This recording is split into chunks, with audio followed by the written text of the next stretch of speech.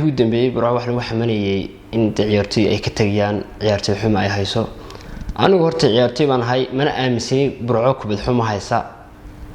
tiimka burco kooxaha burco ciyaartoy kasta oo burco ka taga hadii uu gobol kala tago waa ninka ugu muuqanaya ee ugu horeeya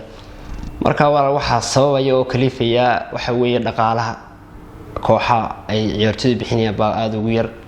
talabaadna waa maamul xumada gobolka ka jirta ayaa sababaysa in ciyaartoydu ka tagaan hadii ay kooxaha laftigooda noqoto wax laga yaabo kooxo badan oo tababaro aan u qalmin ay haystaan baa jira oo kooxo waaweyn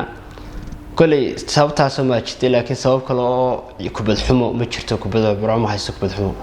walaal waxa sababaya tababar xumada kulay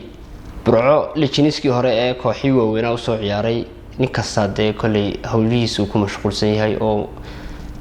qof tababar u noqon kara hadda ma jiro tababarayaasha kooxaha dhan haysta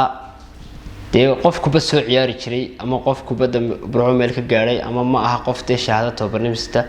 waa qofta ay dantu ku kale dantu baa kaliifisay in qof kubadii wax ka yaqaan oo loo yeero ee ma in loo keenimeyso aqoontiisa tababarnimo uu kooxaha ugu leeyahay keenimeyso